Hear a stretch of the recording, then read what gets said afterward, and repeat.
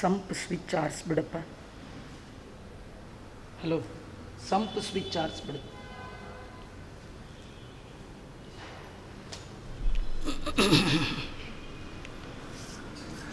ಶ್ರೀ ಗುರುಭ್ಯೋ ನಮಃ. ಹರಿ ಓಂ.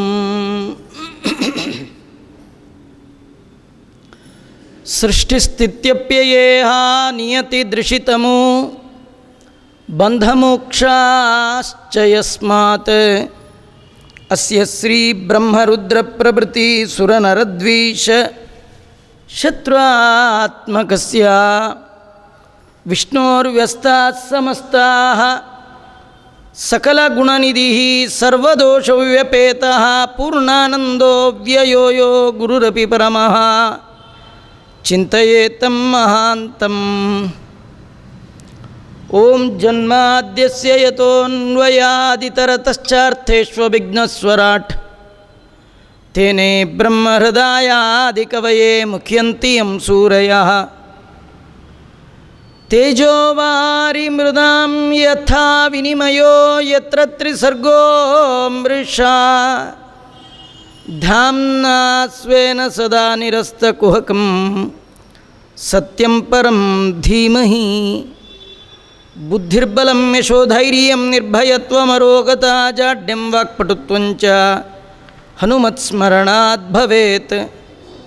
ಭವತಿ ಯದನುಭಾವಾತ್ ಎಡಮುಕೋಪಿ ವಾಗ್ಮಿ ಜಡಮತಿರಪಿ ಜಂತುರ್ಜಾಯತೆ ಪ್ರಾಜ್ಞಮೂಲಿಃ.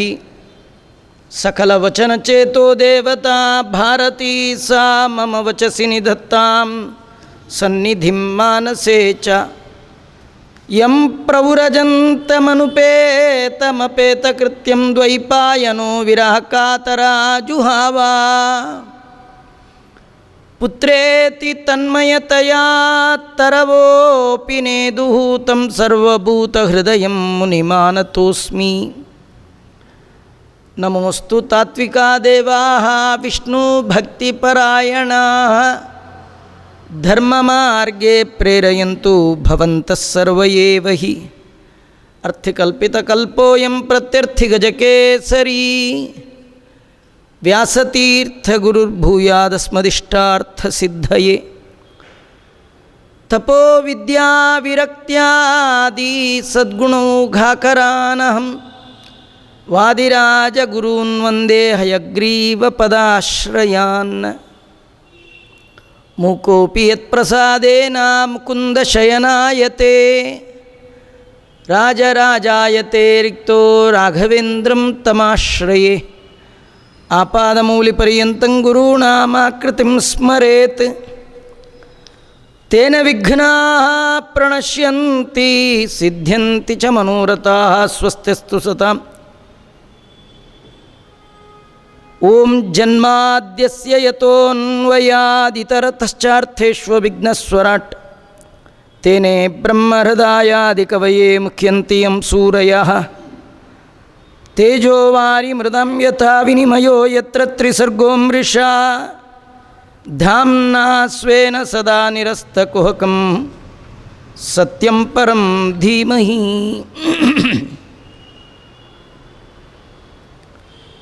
ಜಗದುಡೆಯನಾದ ಭಗವಂತ ಬ್ರಹ್ಮಾದಿ ದೇವತೆಗಳ ಪ್ರಾರ್ಥನೆಗೆ ಓಗೊಟ್ಟು ಎಲ್ಲ ಬ್ರಹ್ಮಾದಿ ಸಮಸ್ತ ಸಚೇತನ ಪ್ರಪಂಚಕ್ಕೆ ತತ್ವಜ್ಞಾನವನ್ನು ಕೊಡುವ ಸಲುವಾಗಿ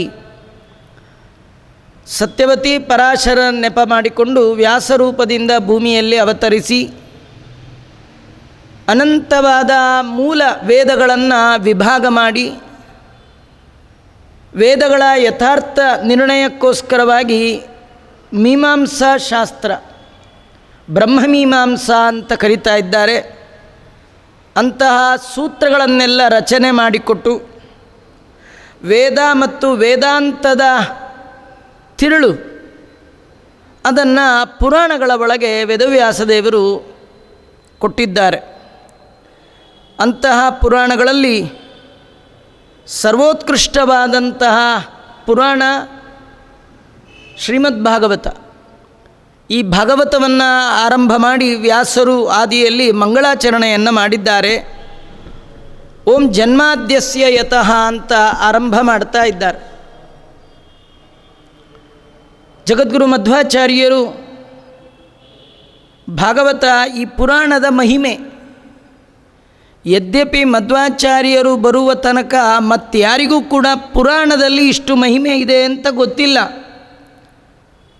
ಪುರಾಣ ಅಂತಂದರೆ ಅದು ವಯಸ್ಸಾದವರು, ಕಿವಿ ಕೇಳಲಾರ್ದವರು, ಇಂಥವ್ರು ಕೇಳಲಿಕ್ಕೆ ಲಾಯಕ್ಕಾಗಿರ್ತಕ್ಕಂಥದ್ದು ಅಂತ ಅದನ್ನು ಒಂದು ಬದಿಗಿಟ್ಟಿದ್ರು. ವೇದಾಂತ ಅರ್ಥಾತ್ ಮೀಮಾಂಸಾ ಶಾಸ್ತ್ರ, ಅದರ ಪಾಠ ಪ್ರವಚನ ಅದೆಲ್ಲ ಬಹಳ ಎತ್ತರ. ಆದರೆ ಯಾರಿಗೆ ಈ ವೇದದಲ್ಲಿ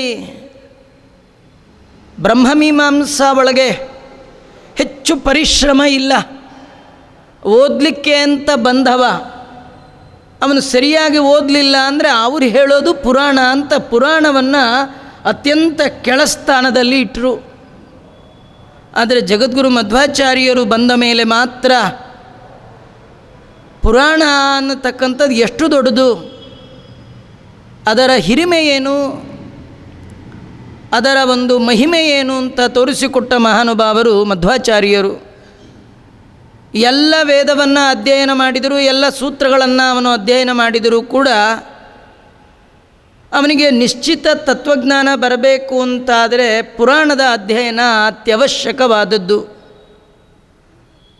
ಅಂತಹ ಪುರಾಣಗಳಲ್ಲಿ ಉತ್ಕೃಷ್ಟವಾದ ಈ ಭಾಗವತದ ಮಹಿಮೆಯನ್ನು ಆಚಾರ್ಯರು ತಿಳಿಸ್ಕೊಡ್ತಾ, ಅರ್ಥೋಯಂ ಬ್ರಹ್ಮಸೂತ್ರಾಣಾಂ ಭಾರತಾರ್ಥ ವಿನಿರ್ಣಯ ಗಾಯತ್ರಿ ಭಾಷ್ಯರೂಪೋಸು ವೇದಾರ್ಥ ಪರಿಬೃಂಹಿತಃ ಪುರಾಣಾನಾಂ ಸಾರರೂಪ ಅಂತ ಆಚಾರ್ಯರು ತಿಳಿಸ್ಕೊಡ್ತಾ ಇದ್ದಾರೆ. ಮತ್ತೊಂದು ಪುರಾಣದ ಮಾತನ್ನು ಆ ಸಂದರ್ಭದಲ್ಲಿ ಉಲ್ಲೇಖ ಮಾಡ್ತಾ, ಬ್ರಹ್ಮಸೂತ್ರಗಳಿಗೆ ವ್ಯಾಖ್ಯಾನ ರೂಪದಲ್ಲಿ ಇರತಕ್ಕಂಥದ್ದು ಶ್ರೀಮದ್ ಭಾಗವತ ಅಂತ. ಮಹಾಭಾರತದ ಅರ್ಥ ನಿರ್ಣಯವನ್ನು ಭಾಗವತವನ್ನು ನೋಡ್ತಾ, ಭಾಗವತದ ಅರ್ಥ ನಿರ್ಣಯವನ್ನು ಮಹಾಭಾರತವನ್ನು ನೋಡ್ತಾ ಸರಿಯಾಗಿ ನಾವು ತಿಳ್ಕೊಳ್ಬೇಕು. ವೇದಾರ್ಥದಿಂದ ಕೂಡಿರ್ತಕ್ಕಂಥದ್ದು. ಉಳಿದೆಲ್ಲ ಪುರಾಣಗಳ ಸಾರ ಶ್ರೀಮದ್ ಭಾಗವತ. ಹಾಗಾಗಿ ಗಾಯತ್ರಿಗೆ ಭಾಷ್ಯ ರೂಪದಲ್ಲಿ ಇರ್ತಕ್ಕಂಥದ್ದು. ಇದನ್ನೆಲ್ಲ ತಿಳಿಸುವ ಸಲುವಾಗಿಯೇ ವೇದವ್ಯಾಸದೇವರು ಆರಂಭದಲ್ಲಿ ಜನ್ಮಾದ್ಯಸ್ಯ ಯತಃ ಅಂತ ಸೂತ್ರದ ಮಾತನ್ನು ಹೇಳ್ತಾ, ಕಡೆಯಲ್ಲಿ ಗಾಯತ್ರಿಯ ಮಂತ್ರದ ಕೊನೆಯ ಮಾತಾದ ಧೀಮಹಿ ಶಬ್ದವನ್ನು ಪ್ರಯೋಗ ಮಾಡಿದ್ದಾರೆ. ಈ ಮಂಗಳಾಚರಣೆಯ ಈ ಮೊದಲ ಶ್ಲೋಕಕ್ಕೆ ಅನೇಕ ರೀತಿಯ ಅರ್ಥಗಳು. ಆದರೆ 15 ದಿನದಲ್ಲಿ 18,000 ಶ್ಲೋಕಾತ್ಮಕವಾಗಿ 344 ಅಧ್ಯಾಯಗಳನ್ನು ನೋಡುವ ಸಂದರ್ಭದಲ್ಲಿ ಹೇಳಕ್ಕೆ ಆಗೋದಕ್ಕಿಂತಲೂ ಹೇಳಲಿಕ್ಕಾಗದೇ ಇರೋದೇ ಜಾಸ್ತಿ, ಹೇಳಿದ್ದಕ್ಕಿಂತ ಹೇಳಲಾರದೆ ಉಳಿಯೋದೇ ಜಾಸ್ತಿ ಉಳಿಯುತ್ತೆ. ನಮಗೆ ಹೇಳ್ತಾ ಹೇಳ್ತಾ ಎಷ್ಟು ಹೇಳಲಿಲ್ಲ ಅನ್ನೋದರ ಪರಿಚಯ ಆಗತ್ತೆ ವಿನಃ ಎಷ್ಟು ಹೇಳಿದ್ವಿ ಅದು ಪರಿಚಯ ಆಗೋಲ್ಲ. ಹೀಗಾಗಿ ಈ ಮಂಗಳಾಚರಣೆಯ ಪದ್ಯದಲ್ಲಿ ಧೀಮಹಿ ಧ್ಯಾನ ಮಾಡೋಣ ಅಂತಾರೆ. ವೈದಿಕ ವ್ಯಾಕರಣ, ಅದು ಸಾಮಾನ್ಯ ವ್ಯಾಕರಣ ಅಲ್ಲ. ಇದು ವೇದ ತುಲ್ಯ ಗಾಯತ್ರಿಗೆ ಭಾಷ್ಯ ರೂಪವಾದದ್ದು ಅಂತ ತಿಳಿಸುವ ಸಲುವಾಗಿಯೇ ವೈದಿಕ ಪ್ರಯೋಗವಾದ ಧೀಮಹಿ ಶಬ್ದವನ್ನು ವ್ಯಾಸರು ಇಲ್ಲಿ ಪ್ರಯೋಗ ಮಾಡಿದ್ದಾರೆ. ಧೀಮಹಿ ಅಂದರೆ ಧ್ಯಾನಿಸೋಣ, ಧ್ಯಾನ ಮಾಡೋಣ. ಯಾರು? ಹೇಳುವ ನಾವು, ಕೇಳುವ ನೀವು, ಇಬ್ಬರು ಸೇರಿ ಧ್ಯಾನ ಮಾಡೋಣ. ಯಾರನ್ನು? ಸತ್ಯಂ, ಅವನು ಯಾರವನು? ಪರಂ ಸತ್ಯಂ ಪರಂ ಧೀಮಹಿ. ಯಾರು ಸತ್ಯ ಶಬ್ದ ವಾಚ್ಯನಾಗಿದ್ದಾನೋ, ಸತ್ಯ ಅಂದರೆ ಸಮೀಚೀನವಾದ ಯಥಾರ್ಥವಾದ ಜ್ಞಾನ ಮತ್ತು ಆನಂದ, ಇದೇ ಯಾರ್ದು ದೇಹವೋ ಅವನಿಗೇನು ಹೆಸರು? ಸತ್ಯ ಅಂತ ಕರೀತಾ ಇದ್ದಾರೆ. ಅವನು ಎಂಥವ? ಅವನು ಪೂರ್ಣನಾದವ, ಪರಿಪೂರ್ಣನಾದವ, ಎಲ್ಲ ಗುಣಗಳಿಂದ ಅಪೂರ್ಣ. ಅಂತಹ ಪರಂ ಅಂದರೆ ಇನ್ನೊಂದು ನಮಗಿಂತ ಭಿನ್ನನಾದವ. ಪರಂ ಅಂದರೆ ನಮಗಿಂತೂ ಎತ್ತರದವ, ನಮಗಿಂತೂ ಅಲ್ಲ ಎಲ್ಲರಿಗಿಂತಲೂ ಸರ್ವೋತ್ತಮನಾದವ. ಅಂತಹ ಸತ್ಯ ಶಬ್ದವಾಚ್ಯನಾದ ಆ ಭಗವಂತನನ್ನು, ಪರಮಾತ್ಮನನ್ನು ಧ್ಯಾನ ಮಾಡೋಣ. ಇದು ಅರ್ಥ. ನಿಜವಾಗಿಯೂ ನಾವು ಯಾರನ್ನಾರು ಧ್ಯಾನಿಸಬೇಕಾದ್ರೆ, ನೆನಪು ಮಾಡಿಕೊಳ್ಬೇಕಾದ್ರೆ ಅವ್ರನ್ನ ನೋಡಿರಬೇಕು. ಮನೆಗೆ ಯಾರಾದರೂ ಬಂದರೆ ಹೇಳ್ತಾರೆ, ಇಷ್ಟೋ ತನಕ ನಿಮ್ಮನ್ನೇ ಧ್ಯಾನಿಸ್ತಾ ಇದ್ದೆ, ಅಂದು ಬಂದ್ರಿ ಅಂತ. ನೀವು ಯಾರನ್ನಾದರೂ ಧ್ಯಾನ ಮಾಡಬೇಕು, ಸ್ಮರಣೆಗೆ ತಂದ್ಕೊಳ್ಬೇಕಂದ್ರೆ ಒಮ್ಮೆ ನೋಡಿರಬೇಕು. ಆದರೆ ಈ ದೇವರನ್ನು ಯಾರಾದರೂ ನೋಡಿದ್ದಾರಾ? ಆ ಭಗವಂತ ಯಾರ ಕಣ್ಣಿಗಾದರೂ ಕಂಡಿದ್ದಾನಾ? ಸಾಮಾನ್ಯವಾಗಿ ಇಂದ್ರಿಯಕ್ಕೆ ಭಗವಂತ ಗೋಚರ ಆಗೋಲ್ಲ. ಈ ಚಕ್ಷುಸ್ಸು, ಈ ಕಣ್ಣು, ಈ ಕೈ, ಈ ಕಿವಿ, ಈ ಕಾಲು ಆ ಭಗವಂತನನ್ನು ನೋಡುವ, ಕೇಳುವ ಪರಿಪೂರ್ಣವಾದ ಸಾಮರ್ಥ್ಯ ಇವುಗಳಿಗಿಲ್ಲ. ಹಾಗಾದರೆ ಕಾಣದಿರುವ ದೇವರನ್ನು ಧ್ಯಾನ ಮಾಡೋದಾದರೂ ಹೇಗೆ? ದೇವರ ಧ್ಯಾನ ಮಾಡಿ ಅಂತ ಹೇಳ್ತೀರಿ, ಮಾಡ್ತೀವಿ, ಸಿದ್ಧ. ಆ ಭಗವಂತನನ್ನು ಬಿಟ್ಟರೆ ನಮಗೆ ಉದ್ಧಾರ ಮಾಡಲಿಕ್ಕೆ ಬೇರೆಯವರಿಲ್ಲ, ಅವನೇ ಬೇಕು, ಅವನು ಹಿಡಿಬೇಕು. ನಿಜ, ಸಿಕ್ಕರಲ್ವ, ಅವು ಎಲ್ಲಿದ್ದಾನೋ ಹೇಗಿದ್ದಾನೋ ಅವನನ್ನು ತಿಳಿಯುವ ಬಗೆ ಹೇಗೆ? ಕಾಣದ ದೇವರನ್ನು ತಿಳಿಯುವ ಬಗೆ ಹೇಗೆ? ಅದಕ್ಕೆ ಅವನ ಲಕ್ಷಣವನ್ನು ವೇದವ್ಯಾಸದೇವರು ಮೊದಲೆಲ್ಲ ವಿಶೇಷಣ ಕೊಟ್ಟು ತಿಳಿಸ್ತಾ ಇದ್ದಾರೆ. ನಮಗೆ ದೇವರು ಕಾಣಲ್ಲ, ಆದರೆ ದೇವರು ಮಾಡಿದ ಕಾರ್ಯ ಕಾಣ್ತಾ ಇದೆ. ಆ ಕಾರ್ಯ ಮಾಡಿದ ಕರ್ತೃ ಕಾಣ್ತಾ ಇಲ್ಲ. ಕಾರ್ಯವನ್ನು ನೋಡಿ ಕರ್ತೃವನ್ನು ಊಹಿಸ್ತೇವೆ, ಅನುಮಾನ ಮಾಡ್ತೇವೆ. ಮನೆಯಲ್ಲಿ ಯಾರೂ ಇಲ್ಲ, ಅಡುಗೆ ಆಗಲಿಕ್ಕೆ ಸಾಧ್ಯನಾ? ನೀವು ಮಧ್ಯಾಹ್ನ ಹೋಗೋಟ್ರೆ ಅಡುಗೆ ಮಾಡಿಟ್ಟಿದ್ದಾರೆ ಅಂದರೆ ಅಡುಗೆ ಮಾಡಿಟ್ಟು ಎಲ್ಲೋ ಹೋಗಿದ್ದಾರೆ ಅಂತ ಅರ್ಥ. ಅಡುಗೆ ಆಗಿದೆ ಅಂದರೆ ಕಾರ್ಯ ನೋಡಿ ಕಾರಣವನ್ನು ಊಹಿಸುವಂತೆ ಕಾಣದ ದೇವರನ್ನು ಕಾಣುವ ಜಗತ್ತಿನ ಒಳಗೆ ದೇವರನ್ನು ತಿಳ್ಕೊಳ್ಬೇಕಂತೆ. ಅದನ್ನೇ ಮಧ್ವಗುರುಗಳಂತಾರೆ, ಬಹುಚಿತ್ರ ಜಗದ್ಬಹುದಾಕರಣಾತ್ ಪರಶಕ್ತಿರನಂತ ಗುಣಪರಮ. ದೇವರನ್ನು ನೋಡುವ ಬಯಕೆ ಇದೆಯಾ? ದೇವರು ಕಾಣಲ್ಲ, ಅವನು ಮಾಡಿದ ಕಾರ್ಯ ಇದೆ. ಈ ಕಾರ್ಯ ನೋಡಿ ಈ ಕಾರ್ಯಕ್ಕೆ ಕಾರಣವಾದ ಜಗತ್ಕಾರಣನಾದ ಭಗವಂತನ ಬಗೆಯನ್ನು ತಿಳ್ಕೊಳ್ಳಿ. ಹಾಗಾದರೆ ದೇವರು ಅಂದರೆ ಯಾರು? ಯಾರು ಈ ಜಗತ್ತಿನ ನಿರ್ಮಾಣ ಮಾಡಿದ್ದಾನೋ, ಜನ್ಮಾದಿ ಅಸ್ಯ ಜಗತ್ತ, ಈ ಜಗತ್ತಿಗೆ ಕಣ್ಣಿಗೆ ಕಾಣುವ ಈ ಜಗತ್ತನ್ನು ಯಾರು ಸೃಷ್ಟಿ ಮಾಡಿದ್ದಾನೋ, ಜನ್ಮ ಮಾತ್ರ ಅಲ್ಲ, ಆದಿ ಶಬ್ದದಿಂದ ಉಳಿದೆಲ್ಲವೂ ಕೂಡ ಸೃಷ್ಟಿ, ಸ್ಥಿತಿ, ಲಯ, ನಿಯಮನ, ಜ್ಞಾನ ಎಲ್ಲವನ್ನು ಯಾರು ಕೊಡ್ತಾ ಇದ್ದಾನೋ ಅವನೇ ಭಗವಂತ. ಇವನನ್ನು ವೇದಗಳು ತಿಳಿಸ್ತಾ ಇದೆ. ಏನಂತ?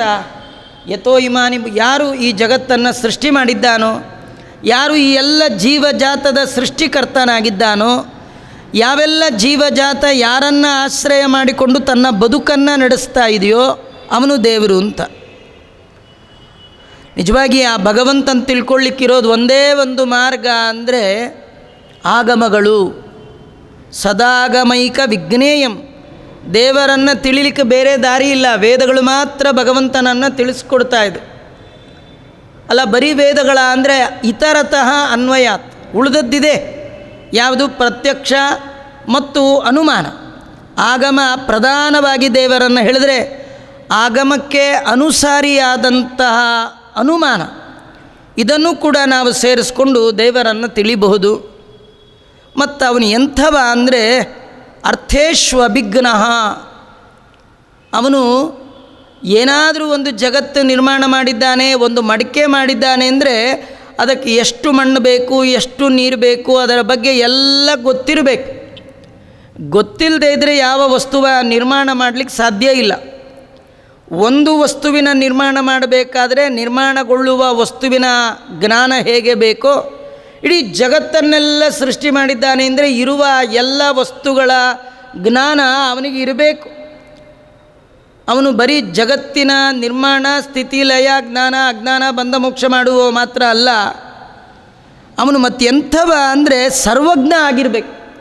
ನಾವು ಒಂದು ಮನೆಯನ್ನು ನೋಡಿ ಈ ಮನೆಯನ್ನು ಕಟ್ಟಿದ ಇಂಜಿನಿಯರ್ ಭಾರೀ ಬ್ರಿಲಿಯಂಟ್ ಅಂತ ನಾವು ಹೇಳ್ತೀವಿ. ಹೇಗೆ? ಆ ಮನೆಯ ಆಕಾರ, ಅದರದೆಲ್ಲ ಇಂಟೀರಿಯರ್ ಡೆಕೋರೇಷನ್ ಇದನ್ನೆಲ್ಲ ನೋಡಿ ಅವನ ಬುದ್ಧಿಮತ್ತೆಯನ್ನು ಅಳೆಯುವಂತೆ, ಅವನ ಅಧ್ಯಯನದ ಎತ್ತರವನ್ನು ಅಳೆಯುವಂತೆ ಈ ಜಗತ್ತಿನ ನಿರ್ಮಾಣ ಮಾಡಿದ ಭಗವಂತ ಎಂಥವ ಅಂದರೆ ಬರೀ ಜಗತ್ತಿನ ನಿರ್ಮಾಣ ಮಾಡಿದವ ಮಾತ್ರ ಅಲ್ಲ, ಅವನು ಸರ್ವಜ್ಞ ಕೂಡ ಅಲ್ಲ. ಸರ್ವಜ್ಞ ಸರಿಯೇ, ಮತ್ತೆಂಥವ ಭಗವಂತ ಅಂದರೆ ಸ್ವರಾಟ್ ಅಂದರೆ ಅವನನ್ನು ನಿಯಮನ ಮಾಡೋರು ಯಾರಾದರೂ ಇದ್ದಾರಾ ಅಂದರೆ ಯಾರಿಲ್ಲ, ಅವನು ಸ್ವತಂತ್ರನಾಗಿದ್ದಾನೆ. ಮತ್ತೆ ಎಂಥವ, ತೇನೇ ಬ್ರಹ್ಮ ಹೃದಯ ಆದಿಕವಯೇ. ಆದಿಕವಿ ಅಂದರೆ ಬ್ರಹ್ಮದೇವರು, ಅವರಿಗೆ ಮೊಟ್ಟ ಮೊದಲ ಬಾರಿಗೆ ತತ್ವಜ್ಞಾನವನ್ನು ಉಪದೇಶ ಮಾಡಿದ ಮಹಾನುಭಾವ ಯಾರೋ ಅವನೇ ದೇವರು.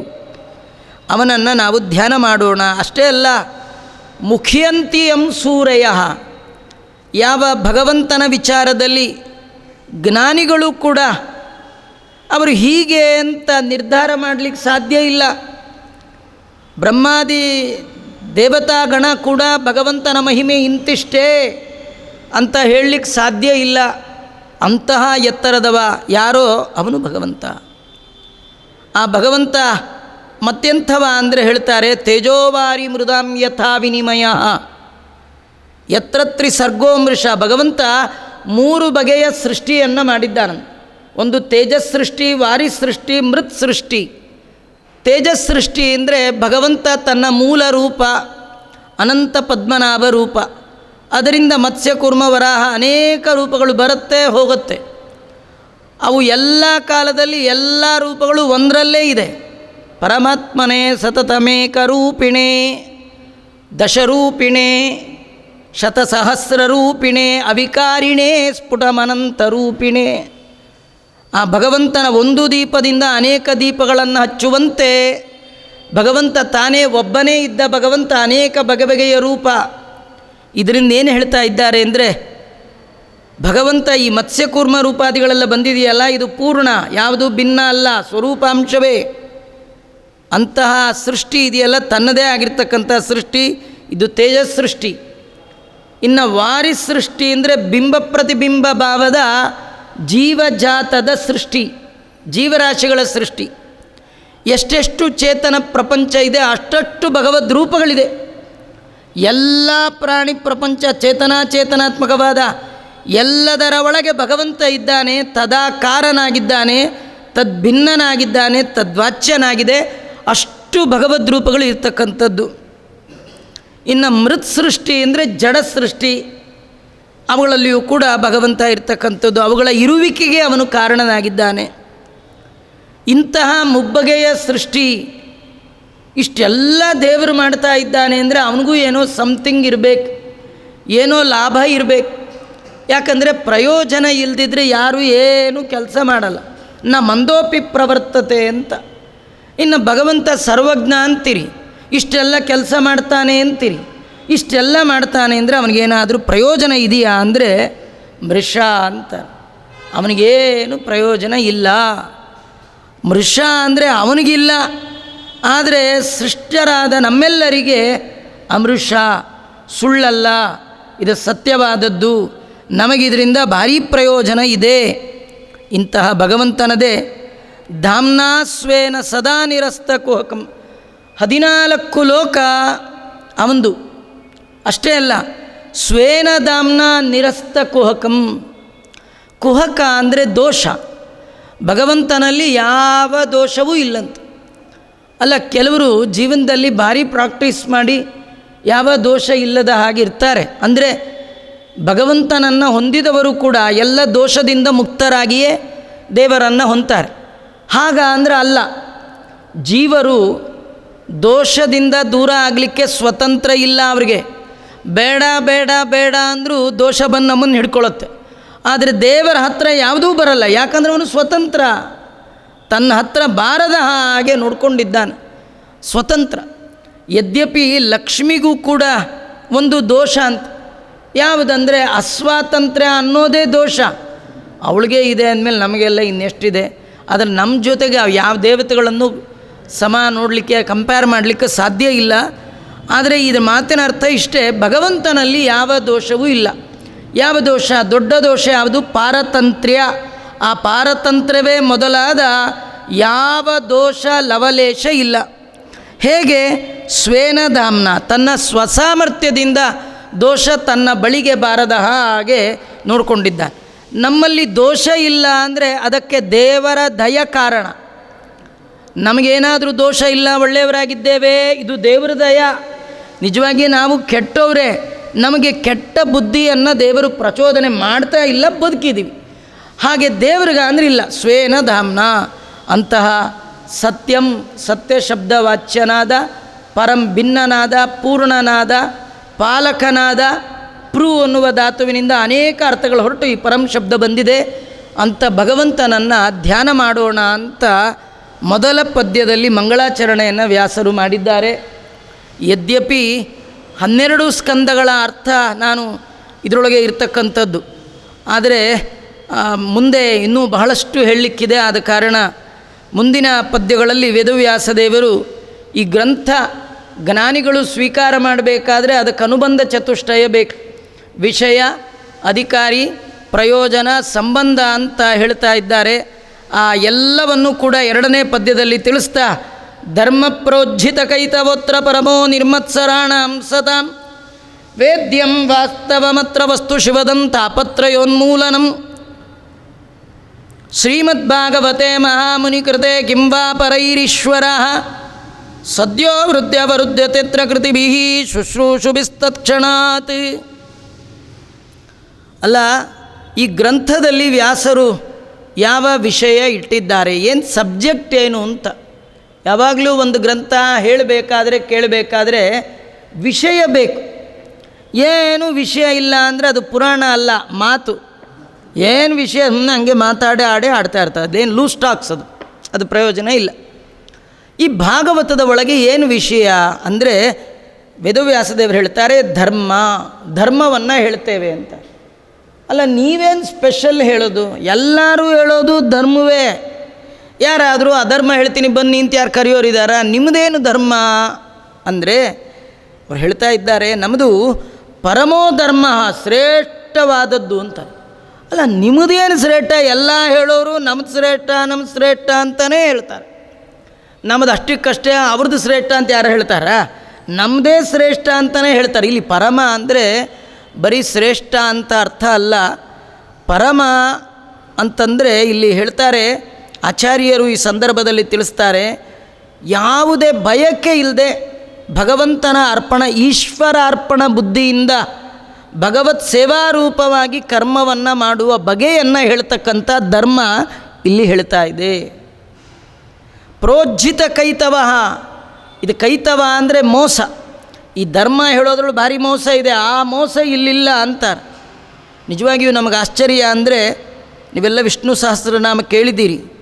ಅದರೊಳಗೆ ಯುಧಿಷ್ಠಿರ ಭೀಷ್ಮಾಚಾರ್ಯರನ್ನು ಪ್ರಶ್ನೆ ಮಾಡ್ತಾನೆ. ಶ್ರುತ್ವಾ ಧರ್ಮಾನ್ ಅಶೇಷೇಣ ಪಾವನಾನಿ ಚ ಸರ್ವಶಃ.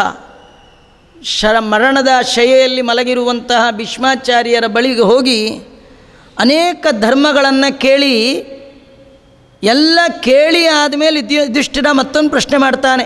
ಭೀಷ್ಮಾಚಾರ್ಯರೇ, ತುಂಬ ಹೇಳಿದ್ರಿ, ಬಹಳ ಸಂತೋಷ, ಆದರೆ ಕೋ ಧರ್ಮ ಸರ್ವಧರ್ಮಾಣಾಂ ಧರ್ಮೋ ಅಧಿಕತಮೋ ಮತಃ. ನೀವು ಹೇಳಿದರ ಒಳಗೆ ಶ್ರೇಷ್ಠವಾದದ್ದು ಯಾವುದು ಅಂದರೆ ಭೀಷ್ಮಾಚಾರ್ಯ ಹೇಳ್ತಾರೆ, ಯದ್ಭಕ್ತ್ಯ ಪುಂಡರೀಕಾಕ್ಷಂ ಸ್ತವೈರರ್ಚೆನ್ನರಸ್ಸದ. ಎಲ್ಲಿ ಭಗವಂತನ ಆರಾಧನೆ ಮಾಡು ಅಂತ ಹೇಳುತ್ತೆ, ಅದು ಶ್ರೇಷ್ಠವಾದ ಧರ್ಮ. ಭಗವಂತನ ಪಾದವನ್ನು ನಂಬು, ಅವನ ಆರಾಧನೆ ಮಾಡು, ಅವನ ಶ್ರವಣ ಮಾಡು, ಅವನಲ್ಲಿ ಅವನ ಕೀರ್ತನ, ಅವನ ದಾಸ್ಯ ಸಖ್ಯ ಆತ್ಮನಿವೇದನ ಮಾಡು ಅಂತ ಎಲ್ಲಿ ಹೇಳುತ್ತೋ ಅದು ಶ್ರೇಷ್ಠವಾದ ಧರ್ಮ. ಅದು ಎಲ್ಲಿ ಹೇಳಿದೆ? ಶ್ರೀಮದ್ ಭಾಗವತದಲ್ಲಿ. ಅದಕ್ಕಿದೇನು ಧರ್ಮ? ಪರಮೋ ಧರ್ಮ. ಇದರಲ್ಲಿ ಮೋಸ ಗೀಸ ಇಲ್ಲೇ ಇಲ್ಲ. ವಿಷಯ ಏನು?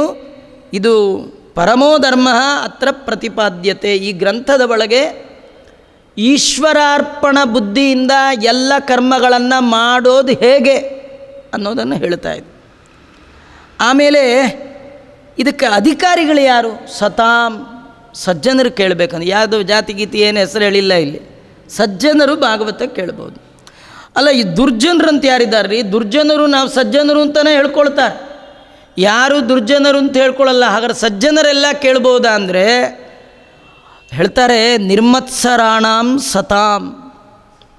ಮಾತ್ಸರ್ಯ ಇರಬಾರ್ದು. ನಿಮ್ಮ ಸಜ್ಜನಿಕೆಗೆ ಒಂದು ದೊಡ್ಡ ದೋಷ ಅಂದರೆ ಇನ್ನೊಬ್ಬರನ್ನ ಕಂಡ್ರೆ ಹೊಟ್ಟೆ ಕಿಚ್ಚು ಪಡ್ತಿರಲ್ಲ, ಮಾತ್ಸರ್ಯ ಪಡ್ತಿರಲ್ಲ. ಅವನು ಬಾರಿ ಎತ್ತರಕ್ಕೆ ಹೋಗ್ಬಿಟ್ಟ, ನಾ ಇಲ್ಲೇ ಉಳ್ಕೊಂಡ್ಬಿಟ್ಟೆ, ಇದು ತಪ್ಪು.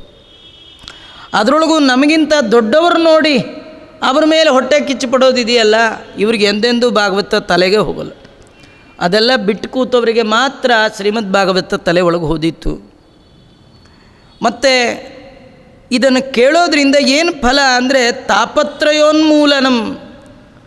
ನಮ್ಮ ತಾಪತ್ರಯಗಳ ಆಧ್ಯಾತ್ಮಿಕ, ಆದಿಭೌತಿಕ, ಆದಿದೈವಿಕ ಅನ್ನುವಂಥ ತಾಪತ್ರಯಗಳ ಉನ್ಮೂಲನ, ಮೂಲೋತ್ಪಾಟನವನ್ನು ಮಾಡ್ತಕ್ಕಂಥ ತಾಕತ್ತು ಶ್ರೀಮದ್ ಭಾಗವತಕ್ಕಿದೆ. ಎಂಥ ಗ್ರಂಥ ಇದು! ಸ್ವಯಂ ಭಗವಂತ ರಚನೆ ಮಾಡಿ ಮಹಾಮುನಿ ಕೃತೆ. ಮಹಾಮುನಿಗಳು ವೇದವ್ಯಾಸದೇವರು ಅವರಿಂದ ರಚಿತವಾಗಿರ್ತಕ್ಕಂಥದ್ದು. ಅಪರೈರೀಶ್ವರ, ಬೇರೆ ಯಾರ ಕೈಲೂ ಇದನ್ನು ಮಾಡಲಿಕ್ಕೆ ಸಾಧ್ಯ ಇಲ್ಲ. ಭಗವಂತ ಅಲ್ಲದೆ ಮತ್ತಾರಿಗೂ ಕೂಡ ಇಂಥ ಗ್ರಂಥದ ರಚನೆ ಮಾಡುವ ಸಾಮರ್ಥ್ಯ ಇಲ್ಲ. ರಚನೆ ಮಾಡಿದ್ದಾರೆ ಅಂದರೆ ಅವರು ವೇದವ್ಯಾಸದೇವರು ಸ್ವತಃ ಭಗವಂತ ಅಲ್ಲ. ಮತ್ತು ಇದನ್ನು ಮಾಡಿದ್ರೆ ಕೇಳಿದ್ರೆ ನಮಗೇನು ಫಲ ಅಂದರೆ ಇನ್ನೊಂದು ಫಲ ಹೇಳ್ತಾ ಇದ್ದಾರೆ. ಸದ್ಯೋ ಹೃದಯ ಅವರುದ್ಧತೆ. ಯಾರು ಈ ಭಾಗವತವನ್ನು ಶ್ರದ್ಧಾಭಕ್ತಿಯಿಂದ ಶ್ರವಣ ಮಾಡ್ತಾರೆ, ಒಂದೇ ಮನಸ್ಸಿನಿಂದ ಕೇಳ್ತಾ ಇದ್ದಾರೆ, ಅವರ ಹೃದಯದ ಒಳಗೆ ದೇವರು ಸದ್ಯದಲ್ಲೇ ಬರ್ತಾನಂತೆ. ಶುಶ್ರೂಷುಭಿಸ್ತತ್ಕ್ಷಣ.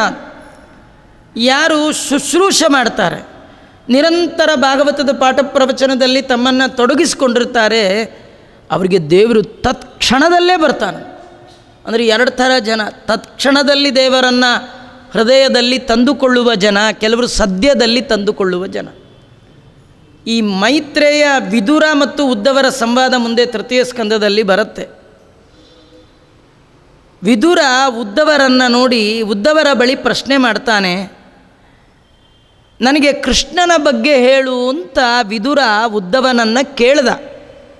ಉದ್ಧವನಿಗೆ ಕೃಷ್ಣ ಅನ್ನೋ ಶಬ್ದ ಕಿವಿಗೆ ಬಿದ್ದಿದ್ದೇ ತಡ ಕಣ್ಮುಚ್ಕೊಂಡ್ಬಿಟ್ನಂತೆ. ಅವನ ಹೃದಯದ ಒಳಗೆ ಕೃಷ್ಣ ಬಂದಾಯಿತು. ಶಬ್ದ ಕೇಳಿದ ತಕ್ಷಣ ಹೃದಯದ ಒಳಗೆ ಯಾರಿಗೆ ಭಗವಂತನ ರೂಪ ಕಾಣುತ್ತಲ್ಲ, ಅವರು ತತ್ಕ್ಷಣಾತ್ ಕೇಳ್ತಾ ಕೇಳ್ತಾ ಕೇಳ್ತಾ ಒಂದು ಪಕ್ವ ಕಾಲದಲ್ಲಿ ಭಗವಂತ ಹೃದಯದಲ್ಲಿ ಬರ್ತಾನೆ. ಅದು ಸದ್ಯ. ಸದ್ಯ ಅಂದರೆ ಸದ್ಯ ಬನ್ನಲ್ಲ ಅಂತ. ನಮಗೆಲ್ಲ ಬರೋದು ಬಹಳ ಕಷ್ಟ.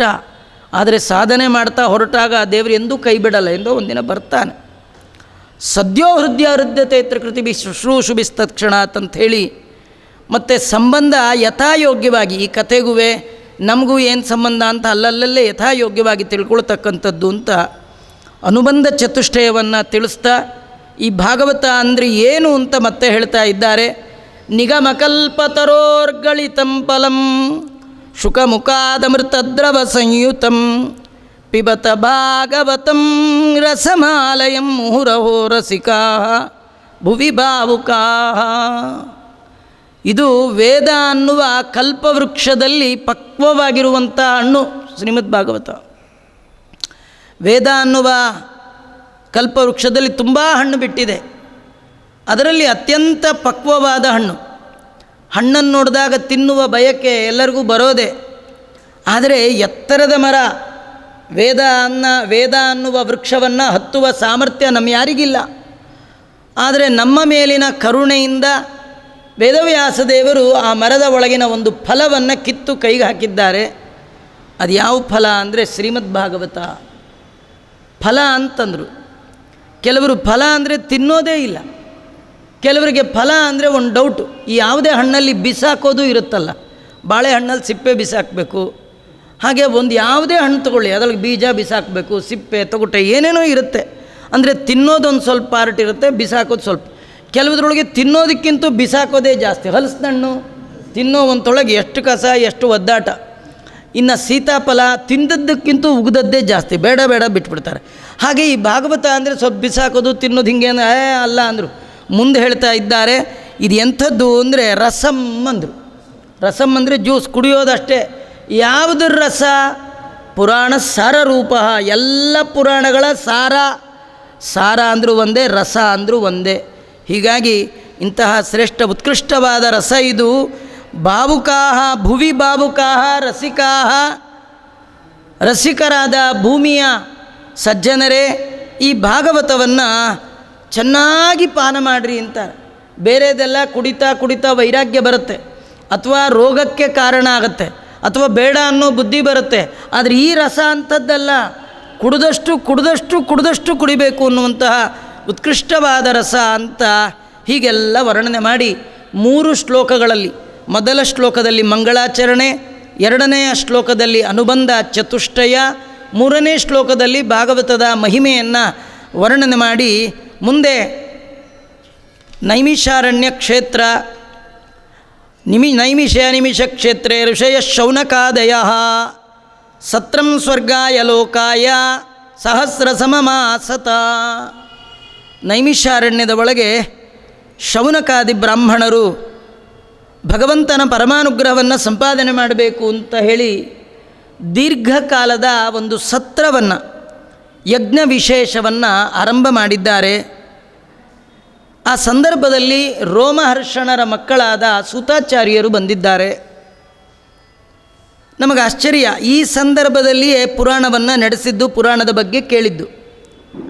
ಯದ್ಯಪಿ ಕರ್ಮದಿಂದಲೇ ಮೋಕ್ಷ ಅಂತಾಗಿದ್ದಿದ್ದರೆ ಅವರು ಸಾವಿರ ವರ್ಷ ಮಾಡುವಂಥ ಜ್ಞಾನಸತ್ರದಲ್ಲಿ ದೀಕ್ಷಿತರಾಗಿದ್ದರು. ಆದರೆ ಕೇವಲ ಕರ್ಮ ಮೋಕ್ಷಕ್ಕೆ ಕಾರಣ ಆಗೋಲ್ಲ. ನಿಜವಾಗಿಯೂ ಕರ್ಮಣ ಜ್ಞಾನ ಮಾತನೋತಿ, ಜ್ಞಾನದಿಂದ ಸಹಿತವಾದ ಕರ್ಮ ಮಾತ್ರ ಭಗವಂತನ ಅನುಗ್ರಹಕ್ಕೆ ಕಾರಣ ಆಗುತ್ತೆ. ಕೇವಲ ಹೋಮ ಹವನ ಮಾಡ್ತೀರಿ, ಯಜ್ಞ ಮಾಡ್ತೀರಿ, ಯಾಗ ಮಾಡ್ತೀರಿ, ಕರ್ಮ ಮಾಡ್ತೀರಿ, ಕರ್ಮದ ಮರ್ಮದ ಬಗ್ಗೆ ಜ್ಞಾನ ಇಲ್ಲ. ಇದು ಯಾಕೆ ಮಾಡಬೇಕು, ಹೇಗೆ ಮಾಡಬೇಕು, ಯಾರು ಮಾಡಿದ್ದಾರೆ, ಕ್ರಮ ಏನು ಒಂದು ಗೊತ್ತಿಲ್ಲ, ಮಾಡಬೇಕು ಅಷ್ಟೆ, ಅದು ಪ್ರಯೋಜನ ಇಲ್ಲ. ಹಾಗಾದರೆ ಜ್ಞಾನ ಸಾಧನೆ ಬಹಳ ಮುಖ್ಯ. ಕರ್ಮ ಇರೋದೇ ಜ್ಞಾನಕ್ಕಾಗಿ, ಕರ್ಮಣ ಜ್ಞಾನ ಮಾತನೋತಿ. ಹಾಗಾಗಿ ಜ್ಞಾನ ಸಾಧನೆ ಮಾಡಿದಾಗ ಮೋಕ್ಷ ಲಭ್ಯ ಆಗುತ್ತೆ ಅಂತ ತಿಳಿಸುವ ಸಲುವಾಗಿ ಶೌನಕಾದಿ ಬ್ರಾಹ್ಮಣರು ಮಾಡುವಂಥ ಜ್ಞಾನ ಸತ್ರಕ್ಕೆ ಒಮ್ಮೆ ಸುತಾಚಾರ್ಯರು ದಯಮಾಡಿಸಿದ್ದಾರೆ.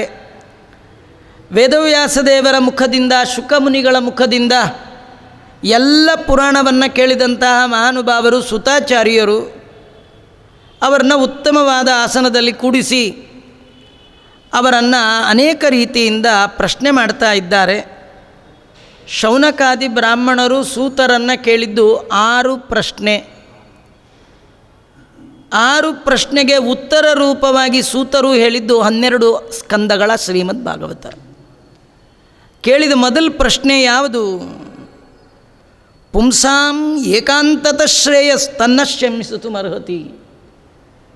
ಮನುಷ್ಯ ಮಾತ್ರದವರು ಉದ್ಧಾರ ಆಗಲಿಕ್ಕೆ ಏನು ಮಾಡಬೇಕು ಅದು ಹೇಳಿದ್ದು. ಇದು ಎಲ್ಲರಿಗೂ ಮನುಷ್ಯರಿಗೆ ತಾನೆ, ಇದು ನಮಗೆ ನಿಮಗೆ ಅಂತಲ್ಲ, ಇಡೀ ಜಗತ್ತಿನ ಮನುಕುಲ ಉದ್ಧಾರ ಆಗಬೇಕು. ಹಾಗಾದರೆ ಏನು ಮಾಡಬೇಕು, ಸಾಧನೆಗೆ ಮಾರ್ಗ ಯಾವುದು, ಇದು ಕೇಳೋದು. ನಾವು ಏನೇನೋ ಸಾಧನೆ ಅಂತ ಏನೇನೋ ಮಾಡ್ತೀವಿ, ಏನೇನೋ ಮಾಡಲಿಕ್ಕಿದೆ, ತುಂಬ ಇದೆ ರೀ, ಆದರೆ ನಮ್ಗೆ ಟೈಮೇ ಇಲ್ಲ.